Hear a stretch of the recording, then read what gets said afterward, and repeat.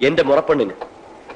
അന്ന് എനിക്ക് പണമില്ലാത്തതിന്റെ കുറവുകൊണ്ടല്ലേ നിന്നെ എനിക്ക് വിവാഹം കഴിച്ചു തരണമെന്ന് പറഞ്ഞപ്പോ നിന്റെ അച്ഛൻ എന്നെ അപമാനിച്ച് വീട്ടിൽ നിന്ന് ഇറക്കി വിട്ടത്. ഇന്ന് ഞാൻ തിരിച്ചു വന്നിരിക്കുന്നത് നിന്റെ അച്ഛനെ വിലയ്ക്ക് വാങ്ങാനുള്ള പണത്തോടെയാണ്.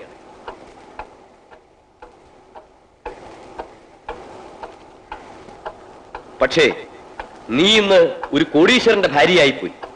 അതിലെനിക്ക് പരാതിയോ പരിഭവമോ ഇല്ല. നിന്റെ ഭർത്താവിന്റെ മരണശേഷമെങ്കിലും നീ എന്റെ ഭാര്യയായിരിക്കണമെന്ന് എനിക്ക് നിർബന്ധമുണ്ട്.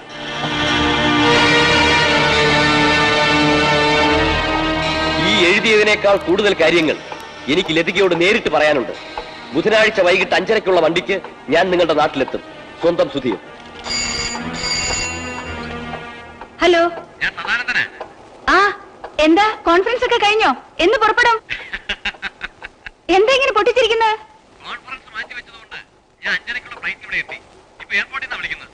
അയ്യോ, കാർ ഇവിടെ ഇല്ലല്ലോ. നേരിട്ട് ഇങ്ങോട്ടല്ലേ വരുന്നത്? ആ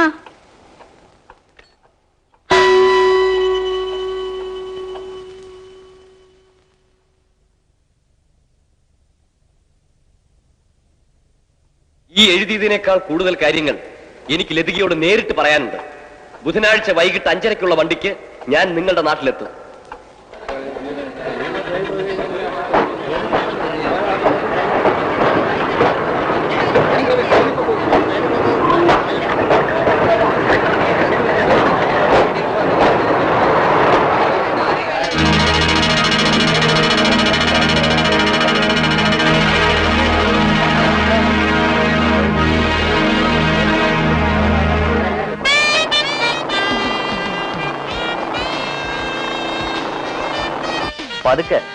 രാജ്, നാളെ മുതൽ ഞാൻ ബൈക്കിൽ കയറില്ല. എന്ത് പറ്റി? നമ്മുടെ ഈ ബന്ധത്തെ കുറിച്ച് കോളേജിൽ മുഴുവൻ പാട്ടാ. ഇനി നാട്ടുകാരെ കൊണ്ട് ഇത് പറയിപ്പിക്കണോ? പറയിപ്പിക്കണം. എങ്കിലേ നമ്മുടെ വീട്ടുകാർ കൂടി ഇത് അറിയുള്ളൂ. രാജിന്റെ വീട്ടിൽ ഇന്ന് എന്നെ അറിഞ്ഞോളൂ. നമ്മൾ ബൈക്കിൽ പോകുന്നത് നിങ്ങളുടെ ഡ്രൈവർ കണ്ടിട്ടുണ്ട്. കണ്ടോ? സംഗതി പുലിവാലായല്ലോ രതി. ഇന്നിനി വീട്ടിൽ ചെല്ലുമ്പോ ഞാനും അച്ഛനും തമ്മിൽ ഗുസ്തി നടക്കുന്നുള്ള കാര്യം തീർച്ചയാ.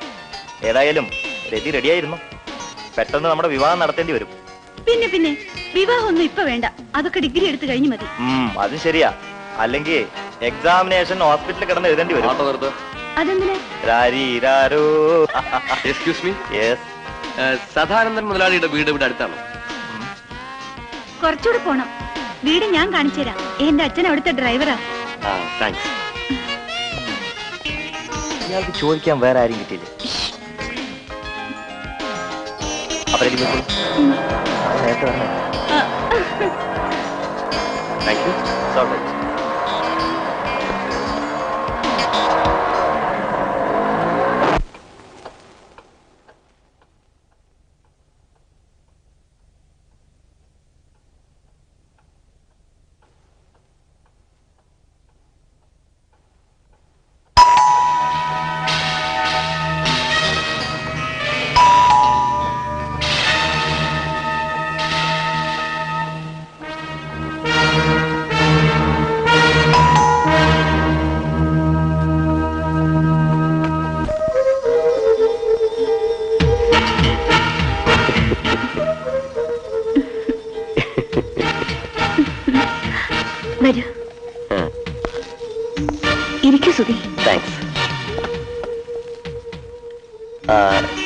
ലതികയ്ക്ക് എന്നോടുള്ള സ്നേഹത്തിന് യാതൊരു മാറ്റവും വരാത്തതിലാണ് എനിക്ക് അതിശയം.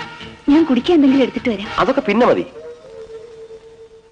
വർഷങ്ങൾക്ക് ശേഷം നമ്മൾ തമ്മിൽ ആദ്യം കാണുന്നതല്ലേ. കണ്ട് കൊതി തരട്ടെ. ലതിക ഇരിക്കൂ.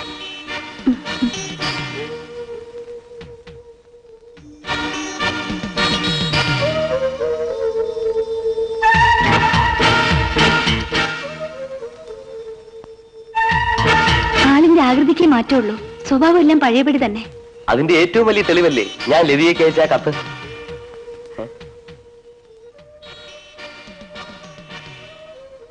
എന്താ ആ കത്ത് കിട്ടിയില്ലേ? ഇല്ല. പോസ്റ്റൽ തകരാറായിരിക്കും. നാളെ കിട്ടും. അദ്ദേഹം വന്നു. ഭർത്താവല്ലേ, പോയി സ്വീകരിച്ചോളൂ.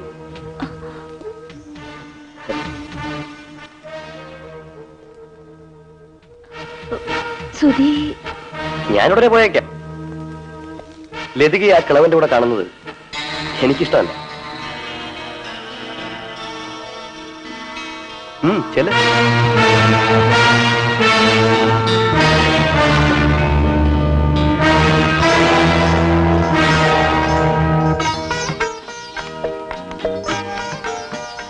എന്താ ഉറങ്ങുകയായിരുന്നു? നോനോ, യാത്രയൊക്കെ സുഖമായിരുന്നു. ലതിക കൂടെ ഇല്ലാത്ത ഒറ്റ കുറവേ ഉണ്ടായിരുന്നു. മുതലാളി, വണ്ടി ഒന്ന് വർക്ക്ഷോപ്പിൽ കൊണ്ടുപോകണം. ബ്രേക്ക് കുറച്ച് അഡ്ജസ്റ്റ് ചെയ്യണം. നാളെ കാലത്ത് എനിക്ക് കളക്ടറെ കാണാൻ പോണം. അതിനു മുമ്പ് കിട്ടും. ആ ശരി.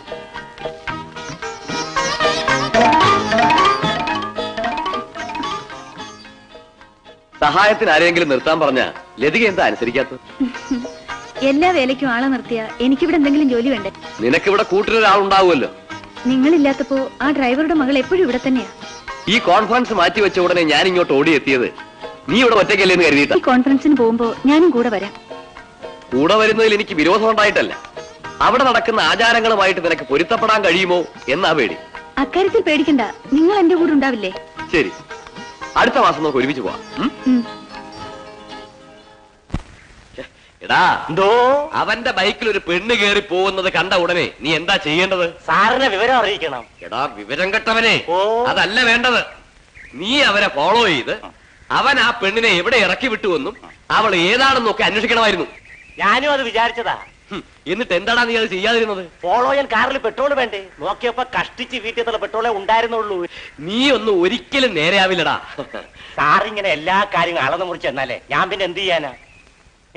ചതിച്ചോ? എടാ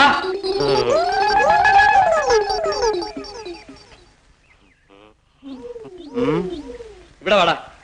ഞാനോ വാസുവോ? നിങ്ങൾ രണ്ടുപേരും. ഞാൻ അച്ഛനോടൊരു കാര്യം പറഞ്ഞേക്കാം. വെറുതെ ആവശ്യമില്ലാതെ എന്നെ നേരെ കടിച്ചൊരു വർത്തമാനം പറയരുത്. വാദി പ്രതിയായ? എടാ ഞാൻ നിന്റെ അച്ഛനാണ്. അച്ഛനല്ലെന്ന് ഇവിടെ ആരെങ്കിലും പറഞ്ഞോ? ഞാൻ പറഞ്ഞില്ല. കാര്യം എന്താണെന്ന് വെച്ചാൽ നേരെ അങ്ങ് ചോദിച്ചൂടെ? എന്തിനാണ് അച്ഛാ ഈ വളച്ചുകെട്ടലൊക്കെ? നീ ഇന്നൊരു പെണ്ണിനെ ബൈക്കിൽ കയറ്റിക്കൊണ്ട് പോയോ? എടാ ചോദിച്ചത് കേട്ടില്ലേ? ആ കൊണ്ടുപോയി. ഏതാ പെണ്ണ്? എന്റെ കോളേജിൽ പഠിക്കുന്ന. നിന്റെ ബൈക്ക് എന്താ കോളേജ് ബസ്സാണോ? കണ്ടവരെയൊക്കെ കൊണ്ടുവരാനും കൊണ്ടുപോയി വിടാനും ഒക്കെ.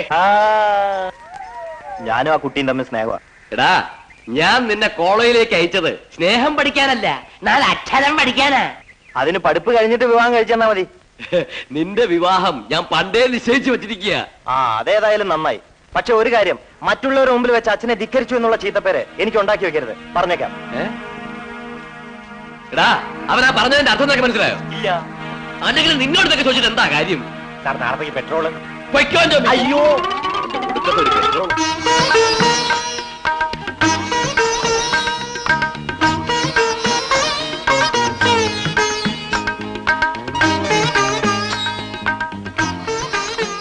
അതെന്താ നെറ്റിയിൽ തൊടാത്തത്?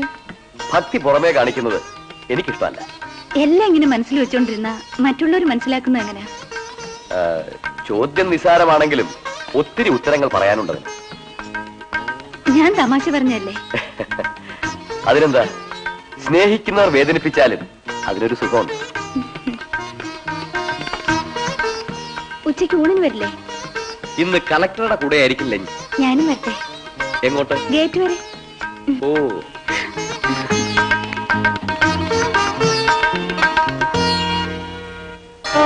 ഭാരതി പോവാം. എല്ലാം വാങ്ങിച്ചില്ലേ?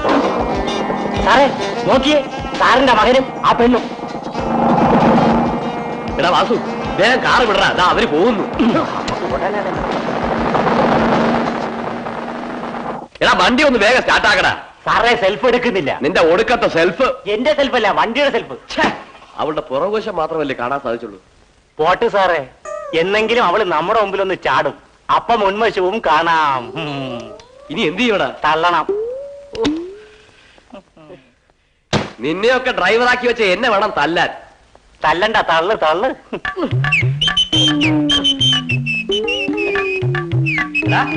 കാറിനകത്തിരുന്ന് ഗാനമേളേ? തള്ളു തള്ളു.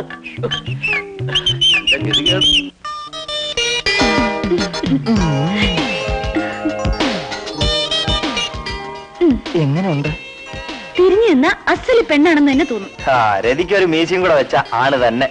വേഗം ഇതെല്ലാം ഉരുത്താ, അല്ലെങ്കിൽ അച്ഛൻ കയറി വരും. അച്ഛൻ മന്ത്രിയെ കാണാൻ പോയിരിക്ക, ഇനി രാത്രി തിരിച്ചെത്തുള്ളൂ.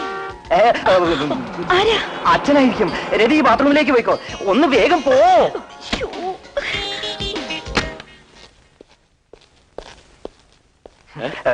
ഇതെന്ത് വേഷമാടാ? നാളെ കോളേജിൽ ഫാൻസി ഡ്രസ് മത്സരമുണ്ട്, അതിന്റെ റിഹേഴ്സലാ. ആരാടാ ബാത്റൂമിൽ കുളിക്കുന്നത്? ആരുമില്ല. പിന്നെ വെള്ളം വീഴുന്നോ? അതെ, പൈപ്പ് മുട ഞാൻ മറന്നു പോയതായിരിക്കും. ചെന്ന് മൂടടാ.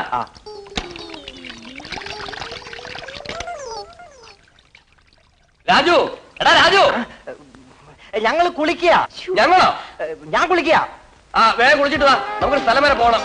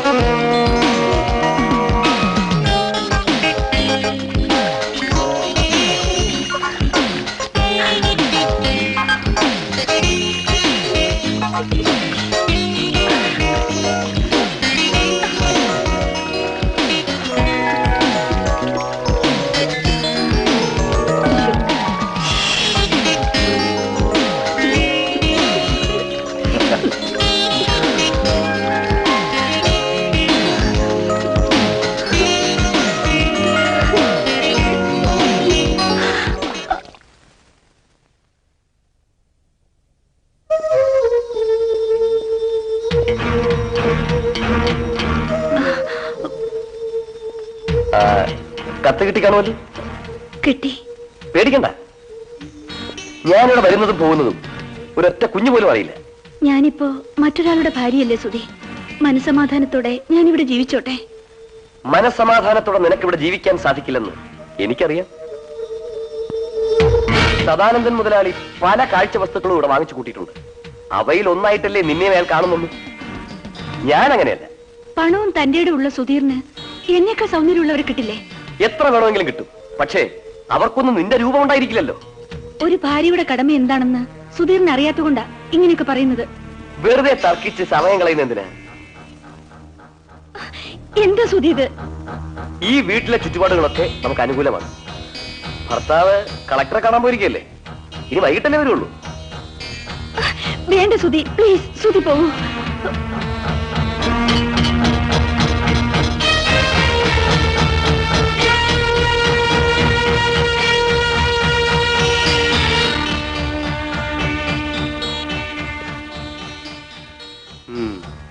എന്ത് ചെയ്യാം, ഒരു വിധവയെ വിവാഹം കഴിക്കാനായിരിക്കും എന്റെ യോഗം.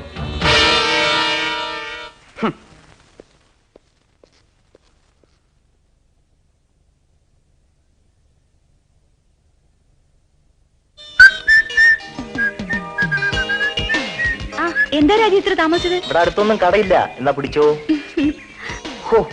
എന്റെ അച്ഛനെ ഒന്ന് നേരെയാക്കി എടുക്കാൻ എന്താണ് ഒരു മാർഗം? സാധാരണ അച്ഛന്മാരാ മക്കളെ കുറിച്ച് ഇങ്ങനെയൊക്കെ പറയുന്നത്. എന്ത് പറഞ്ഞിട്ടും കാര്യമൊന്നുമില്ല. എന്റെ കഷ്ടകാലത്തിന് അങ്ങോരെന്റെ തന്തയായിട്ട് ജനിച്ചത്. നിങ്ങൾ അച്ഛനും മകനും തമ്മിൽ എപ്പോഴും ഇങ്ങനെ കീരിയും പാമ്പും ആയല്ലോ. എങ്ങനെയെങ്കിലും പണം ഉണ്ടാക്കണോന്നല്ലാതെ വേറെ ഒരു ചിന്ത ആ മനുഷ്യനില്ല. എനിക്കറിയാമോ, ഒരു ഫാക്ടറി ഉടമസ്ഥന്റെ മകളെ എനിക്ക് വേണ്ടി കണ്ടുവച്ചിരിക്കുകയാണ്. ഒരേ ഒരു മകളാണത്ര. എന്നാ കെട്ടിക്കോ, ഫാക്ടറിയും വീടും ഒക്കെ സ്വന്തമായിട്ട് കിട്ടുമല്ലോ. നെഞ്ചി കൈ വെച്ചോണ്ട് അത് പറയാമോ? നിന്റെ നെഞ്ചിലല്ല, എന്റെ നെഞ്ചിൽ. നമുക്ക് രജിസ്റ്റർ മാരേജ് ചെയ്യാം. അല്ലാതെ എന്റെ അച്ഛനെ തോൽപ്പിക്കാൻ മറ്റൊരു മാർഗവും ഞാൻ കാണുന്നില്ല. അപ്പോ എന്റെ വീട്ടിലെ കാര്യം? അതിനുള്ള വഴി എന്താണെന്ന് രതി തന്നെ ആലോചിക്കേ. നാളെ അമ്പലത്തിൽ വരുമോ? എന്തിനാ, കല്യാണം നടത്താനാണോ? കല്യാണക്കാരി ആലോചിക്കാൻ. അതിന് വീട്ടിൽ സ്ഥലമല്ലേ? ഞാനും മുതലാളിയുടെ ഭാര്യയും കൂടിയാ അമ്പലത്തിൽ വരുന്നത്. അവിടെ വെച്ച് അവരോട് ഈ കാര്യം പറഞ്ഞ അച്ഛനെ കൊണ്ട് സമ്മതിപ്പിക്കാം. ഏറ്റല്ലോ. എപ്പ വരണം? 7 മണിക്ക്. ഓക്കെ, എന്നാ വാ പോവാം.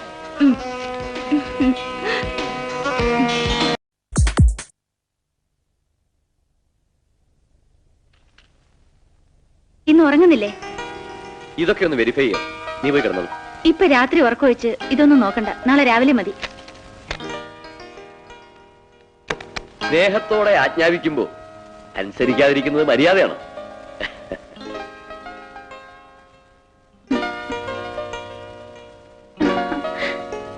ചേട്ടാ, ഞാനൊരു കാര്യം പറയട്ടെ. ഒന്നല്ല, എത്ര വേണമെങ്കിലും പറഞ്ഞു. കുറച്ചുനാൾ ഊട്ടിയിലോ കൊടൈക്കനാലോ പോയി താമസിച്ചാലോ? ഏയ്, അത് വേണ്ട. നമുക്ക് കാശ്മീർ പോയാലോ? എന്താ, ഇഷ്ടമാണോ? അതൊക്കെ നിങ്ങളുടെ ഇഷ്ടം. ഞാൻ എന്റെ ആഗ്രഹം പറഞ്ഞതേ ഉള്ളൂ. വേറെ ഒരു ആഗ്രഹവുമില്ലേ? ഇനിയെല്ലാം ദൈവത്തിനോട് പറയാനുള്ളതാണ്. ഓ, അതിനാണല്ലേ എന്നും കാലത്ത് അമ്പലത്തിൽ പോകുന്നത്? നാളെ മുതൽ ഞാനും വരും. ഓ, വരും വരും. കല്യാണം കഴിഞ്ഞ് അന്ന് മുതൽ പറയുന്നതാ. ഇന്ന് വരെ നിങ്ങൾ എന്റെ കൂടെ അമ്പലത്തിൽ വന്നിട്ടുണ്ടോ? നോക്കിക്കോ, നാളെ രാവിലെ നിന്നേക്കാൾ മുമ്പേ ഞാൻ റെഡിയായിരിക്കും. പോരെ?